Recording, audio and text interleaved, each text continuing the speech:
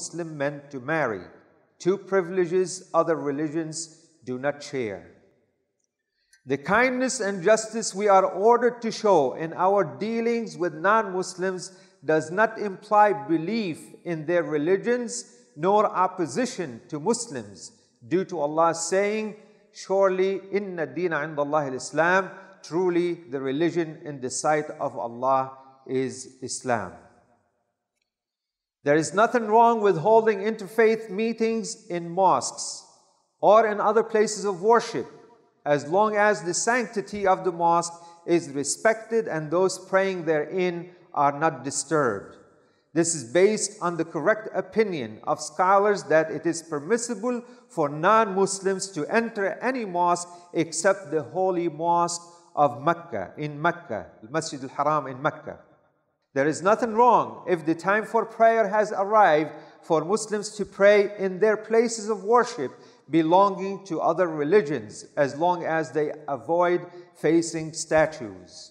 They may also grant permission for non-Muslims to pray in their mosques, as long as that does not become a regular practice. There is evidence for this in the story of the delegation of Najran. Another point is, of those shared activities permeating these meetings, some will fall into the category of acts of worship, while others will be more along the lines of customs. It is not lawful to participate in any that fit into the category of worship, because this would fall somewhere in the range of innovation in worship and association in worship. There is nothing wrong with participating in anything belonging to the category of customs, if need be, in order to incline the hearts and repair the general situation. Another point, there is nothing wrong with drawing up treaties of alliance at these meetings and similar events in order to aid participants and others who are suffering under oppression, or to cooperate in general good deeds which would be of common benefit to the whole community. Evidence for this can be found in the Treaty of Al-Fudul, Hilf al-Fudul, and the Cooperation and Non-Aggression Pact with the Jews of Medina. Finally, I will share with you this point. Leaders of Muslim communities must show interest in interfaith dialogue and in training those active in da'wah who have shown competence in this capacity. They should be open to other communities and take advantage of these meetings to assert their social and civil rights or to seek any other benefits that might be gained for their community. Now, those are great and praiseworthy recommendations.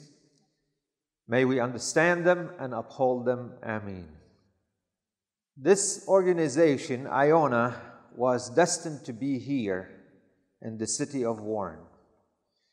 This site was not on the tens of places we were seeking. It wasn't easy to obtain a permission from the city to convert this place, the then plaza, into a masjid and a learning center.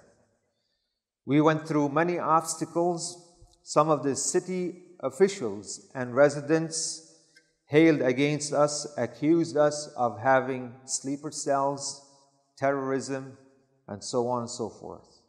Thus rejected us on the basis of prejudice and discrimination. Allah subhanahu wa ta'ala sent His giant soldier, the Department of Justice of the United States of America, from Washington and Chicago, to step in and make sure that our rights are granted to us.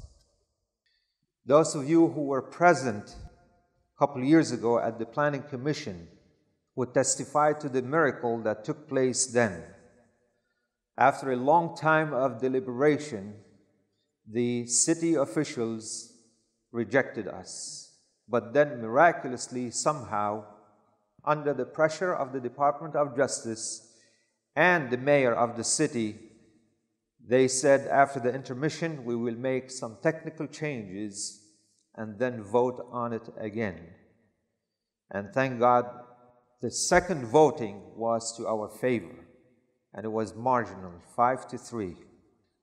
We took this incident as an opportunity to educate the people about us, IONA in particular, and Islam and Muslims in general.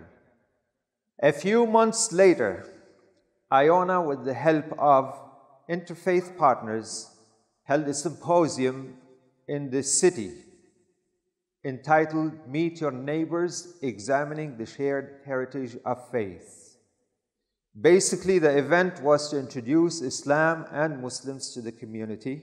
Since that time, 3 clergy joined me in putting a plan together to do something great for the city, to change the old image of racism, discrimination, and prejudice to a new image, or as the present mayor likes to call it, the new Warren. After months of meetings, the 4 clergy drafted an interfaith covenant that would allow the clergy in the city to stand in solidarity and speak against all sorts of racism and allow them to work together to promote freedom, equality, and justice. In June of this year, the 4 clergy joined others in covenant which reads, Interfaith Covenant for Freedom, Equality, and Justice. We, the religious leaders of the cities of Center Line and Warren, Michigan, offer this statement in support of religious freedom, cultural diversity, interfaith, and ecumenical cooperation, nonviolence, and economic and social justice. We believe, as stated in the Declaration of Independence, that all people are created equal. We champion the inherent worth and dignity of every person, regardless of color, ethnicity, and/or religion. We assert that ultimately all people of the world belong to one human race. Together we all share a universal commitment to their inherent well-being of every person in the cities of Center Line and Warren. We are united toward the cause of protecting the right to worship and to practice one's religion freely without the threat of intimidation, violence, or discrimination. We declare that the diversity of our world is a gift from our Creator to be celebrated, honored, and protected. Every religion strives for justice, peace, and harmony. We affirm that it is essential to our identity to work together cooperatively towards this end. We are united in speaking out against any expression of intimidation, prejudice, and/or discrimination that attempts to injure an individual, families, or a group of people. This is especially true considering each of our faiths believe in non-violent solutions to human suffering and injustice.